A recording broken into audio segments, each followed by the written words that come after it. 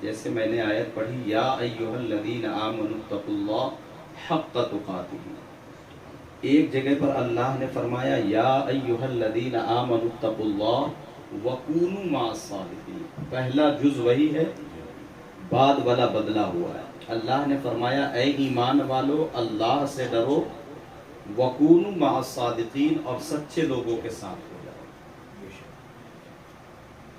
28ویں پارے کی آیت ہے، وہاں اللہ فرما رہا یا ایھا الذین آمنوا اتقوا اللہ ولتنظر نفس ما قدمت لغد، اے ایمان والو اللہ سے ڈرو اور ہر جان یہ دیکھے کہ اس نے آخرت کے لیے کیا تیاری کی ہے، کیا بھیجا وہاں کے لیے۔ اور جو آیت میں نے ابھی پڑھی ہے اس میں اللہ فرما رہا یا ایھا الذین، پہلا جز وہی ہے، یا ایھا الذین آمنوا اتقوا اللہ، اے ایمان والو مجھ سے ڈرو، حق تقاتہ، کیسے ڈرو؟ جیسے کہ مجھ سے ڈرنے کا حق، ایسے نہیں جیسا تم سوچ رہے ہو، جیسے ہم اور آپ کہہ دیتے کہ میں اپنے رب سے ڈر رہا ہوں۔ مثال کے طور پر سمجھانے کے لیے میں لوگوں سے اس طریقے کی بات کرتا ہوں کہ اگر ہم کہیں پر کام کر رہے ہیں، کارکردگی ہماری اچھی نہ ہو تو ہمارا مالک اگر بہت اچھا ہے تو سمجھانے کی کوشش کرتا ہے، کہتا ہے کہ آپ کے کارنامے کچھ اچھے نہیں ہیں، یا تو آن ٹائم ہو جائیے وگرنہ پھر آپ تو یہاں سے برخاست کیا جا سکتا ہے۔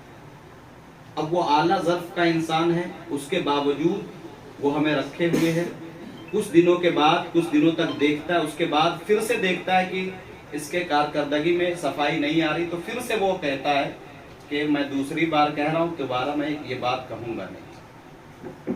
اس طریقے سے جتنا اعلیٰ ظرف کا انسان ہوتا ہے اس طریقے سے وہ ہمیں اور آپ کو کیا کر رہا ہوتا ہے کہ وقت دے رہا ہوتا ہے۔ لیکن جب بالکل وہ پریشان ہو جاتا ہے تو کیا کہتا ہے، میاں اب آپ اپنا بوریا بستر باندھیے جائیے یہاں سے۔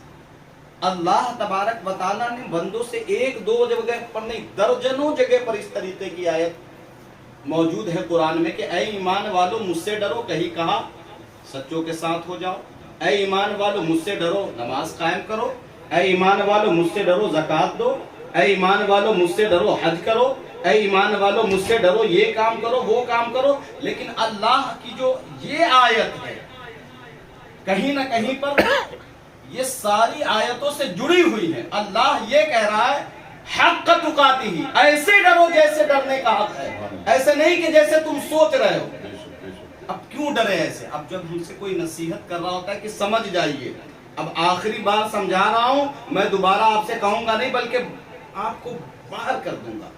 پھر کیا فرمایا کیوں؟ اب اس طریقے کی جب بات آتی ہے تو فرمایا ہاں ہے، کیوں ڈروں اس طریقے سے جس طریقے سے اللہ چاہ رہا ہے۔ تو اللہ آخری والے جز میں کیا فرماتا ہے، وَلَا تَمُوتُنَّ إِلَّا وَأَنْتُمْ مُسْلِمُونَ، اس لیے مجھ سے ڈرو ایسے جیسے ڈرنے کا حق ہے، کیونکہ میرے پاس تم کو لوٹ کر کے آنا ہے۔ وَلَا تَمُوتُنَّ إِلَّا وَأَنْتُمْ مُسْلِمُونَ، اور ہرگز نہ آنا مگر مسلمان، ہرگز نہ آنا میرے پاس مگر مسلمان ہو کر کے۔ تو پتہ یہ چلا کہ ہر انسان کو اس چیز کی فکر کرنے کی ضرورت ہے کہ ہمارا خاتمہ ایمان پر ہو جائے، ہم اللہ سے ڈرتے رہیں۔ اچھا یہ بتائیے کہ یہ پتہ کیسے چلے کہ میں اللہ سے ڈر رہا ہوں؟ کہنے کے لیے تو ہر انسان یہ کہتا ہے کہ میں اپنے رب سے ڈر رہا ہوں، لیکن علامہ غزالی رحمت اللہ علیہ کی کتاب غالباً 700 سال پرانی ہے، کتاب کا نام مکاشفۃ القلوب ہے۔ آپ نے اس میں ایک بزرگ حضرت فقیہ ابو اللیث کے قول کو کوٹ کیا ہے۔ اس میں پوچھا گیا حضرت فقیہ ابو اللیث رحمت اللہ تعالی علیہ سے کہ حضور جو اللہ تبارک و تعالی نے یہ بات کہی کیا کہ یا ایھا الذین آمنوا اتقوا اللہ حق تقاتہ، اے ایمان والو اللہ سے ڈرو ایسے ڈرو جیسے ڈرنے کا حق ہے، اس کے مفہوم کو آپ کس طریقے سے لوگوں کو سمجھاتے ہیں؟ کیسے پتا چلے کہ واقعی میں جو انسان دعویٰ کر رہا ہے کہ میں اللہ سے ڈر رہا ہوں اس کے اندر اللہ کا خوف موجود ہے کہ نہیں ہے؟ کیونکہ اللہ یہ بھی فرما رہا ہے اے ایمان والو اللہ سے ڈرو اور سچے لوگوں کے ساتھ ہو جاؤ۔ سچا وہی ہوگا جو اللہ سے ڈرتا ہوگا، سچا وہی ہوگا جو ڈرتا ہوگا۔ تو فقیہ ابو اللیث رحمت اللہ تعالی علیہ فرماتے ہیں اگر یہ دیکھنا ہو نا کہ سامنے والے کے اندر اللہ کا خوف موجود ہے کہ نہیں، تو فرمایا 7 چیزوں کو دیکھ لیا کرو. اللہ اکبر. اس کا ذکر مکاشفۃ القلوب. مکاشفۃ القلوب کا مطلب ہوتا ہے دلوں کو کھولنے والی کتاب. تو حضرت فقیہ ابو اللیث فرماتے پہلی چیز یہ، اگر کوئی کہے نا کہ میں رب سے ڈر رہا ہوں، تو یہ دیکھو کہ وہ انسان اپنے نظر کی حفاظت کرتا ہے کہ نہیں کرتا.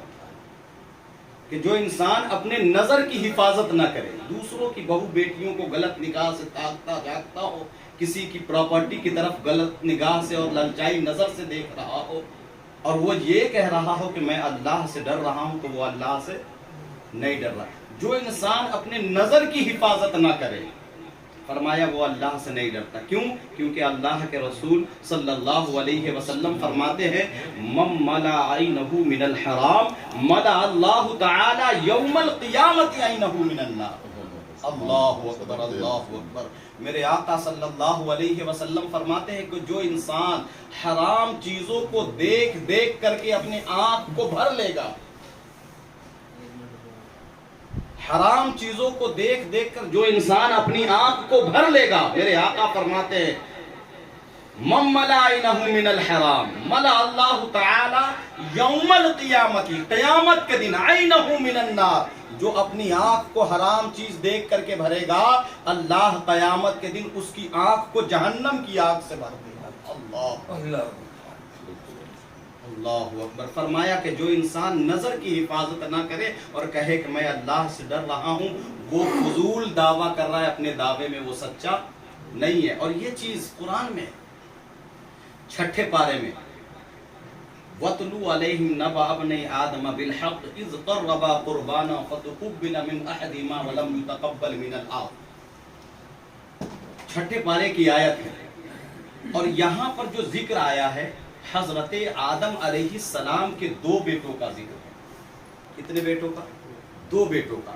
اور حضرت آدم علیہ السلام جب دنیا میں تشریف لائے تو آپ سب جانتے ہیں کہ وہ پہلے انسان ہے، پہلے انسان ہے. اس سے پہلے دنیا میں کوئی انسان موجود نہیں تھا. لیکن اللہ تبارک و تعالیٰ نے جب آپ کی بیوی حضرت حوا رضی اللہ تعالی عنہا کو دنیا میں مبعوث فرمایا، اور حضرت آدم علیہ السلام چونکہ جنت میں ہی آپ کی شادی ہو چکی تھی، عرفات کے میدان میں دونوں لوگوں کی ملاقات ہوئی. اب اللہ تبارک و تعالیٰ یہ چاہتا تھا کہ دنیا کو میں بساؤں، تو حضرت آدم علیہ السلام جب بھی اپنی بیوی کے پاس جاتے تھے، غور سے سنیے گا، یہ قرآن میں آپ کو بتا رہا ہوں. ہم لوگ قرآن کو پڑھتے ہیں، سمجھتے نہیں ہیں. ہم قرآن کو سمجھ کر کے پڑھنے والے بن جائے تو انشاءاللہ ہمارے معاشرے میں انقلاب پیدا ہوگا. ٹھیک شکریہ، جزاک اللہ. سنیے، غور سے سنیے. تو یہاں پر ذکر آیا حضرت آدم علیہ السلام کے 2 بیٹوں کا. جو آیت میں نے پڑھی تفسیر روح البیان اٹھا کر کے دیکھیں گے، 6 پارے کی آیت وَاتْلُ عَلَيْهِمْ نَبَأَ ابْنَيْ آدَمَ بِالْحَقِّ سے غالباً 4 سے 6 آیتوں کے اندر یہاں پہ ذکر آیا ہوا ہے. تو فرماتے ہیں کہ حضرت آدم علیہ السلام جب بھی اپنی بیوی کے پاس جاتے، ریلیشن بناتے، تو جب بھی حمل ٹھہرتا تو اس میں 2 بچے ہوتے تھے، ایک لڑکا اور ایک لڑکی ہوتی تھی. ایک لڑکا اور ایک لڑکی ہوتی تھی. تو یہ جو پیدا ہو جاتے تھے تو یہ سگے بھائی بہن کہلاتے تھے. دوسرا حمل جب ٹھہرتا تھا تو اس میں پھر ایک لڑکا اور ایک لڑکی ہوتی تھی، اور یہ دونوں جب پیدا ہوتے تھے تو یہ دونوں سگے بھائی بہن کہلاتے تھے. تو پہلے والے لڑکے کے ساتھ دوسری لڑکی سے شادی ہو جاتی تھی. یہ سگے بھائی بہن نہیں ہوتے تھے. تو یہ حضرت آدم علیہ السلام کی شریعت تھی کہ وہاں پر دوسرے حمل سے جو بچہ پیدا ہوتا تھا، پہلے والے سے اس کی نکاح کر دی جاتی تھی. تو حضرت آدم علیہ السلام کے 2 بیٹوں کا یہاں پر ذکر آیا ہے، ایک قابل اور دوسرا حابل کا. فرمایا قابل اور حابل کا یہاں پہ ذکر آیا. اور یہ قابل حابل وہ شخص ہیں جو دونوں الگ الگ موقع پر پیدا ہوئے تھے. اور قابل کے ساتھ جو لڑکی پیدا ہوئی تھی اس کا نام اکلیمہ ہے. اور حابل کے ساتھ جو لڑکی پیدا ہوئی اس کا نام لیوزا ہے. اور چونکہ قابل کے ساتھ اکلیمہ پیدا ہوئی تھی وہ خوبصورت تھی، اور حابل کے ساتھ جو لیوزا پیدا ہوئی تھی وہ اتنی خوبصورت نہیں تھی. اب دیکھیے کہ نظر کی حفاظت انسان نہ کرے تو کہاں تک انسان گر جاتا ہے. ہم بات کرتے ہیں دوسروں کی بہو بیٹیوں کو جھانکنے کی، لیکن انسان کی نظر اگر سلامت نہ ہو تو قرآن یہ کہتا ہے کہ سگی بہن پر انسان کی نیت خراب ہو جاتی ہے. قرآن یہ کہتا ہے کہ سگی بہن کے اوپر انسان کی نیت خراب ہو جائے. تو حابل کی قربانی کو آسمان سے جو آئی آگ اس نے قبول کر لی. اب اس سے یہ پتا چل گیا کہ اکلیمہ کا جو نکاح ہے وہ حابل کے ساتھ ہونا ہے، لیکن اس کے باوجود چونکہ وہ اپنے نظر کی حفاظت نہیں کرتا تھا، اس نے کہا شادی کروں گا تو میں اسی سے کروں گا. اسی لیے میرے آقا نے فرمایا کہ جو انسان اپنے نظر کی حفاظت نہ کرے اور کہے کہ میں رب سے ڈر رہا ہوں تو وہ جھوٹ بول رہا. حضرت فقیہ ابو اللیث رحمۃ اللہ علیہ فرماتے ہیں کہ حضور کیا صرف اسی چیز سے پتا چل جاتا ہے کہ ایک انسان کے اندر اللہ کا خوف موجود ہے؟ فرمایا نہیں، دوسری یہ چیز دیکھو کہ وہ جو کھانا کھاتا ہے وہ لاتا کہاں سے. اللہ، وہ لاتا کہاں سے ہے؟ دسترخوان کے اوپر غذائیں بہت ساری سجی ہوئی ہیں، لیکن ایسا تو نہیں کہ کسی کے دل کو دکھا کر کے لایا ہے، کسی کے پیسے کو ہڑپ کر کے لایا، جھوٹ بول کر کے لایا، چاپلوسی کر کے لائی. کل ملا کر کے بات یہ ہے کہ وہ حرام کا کھانا. کیوں؟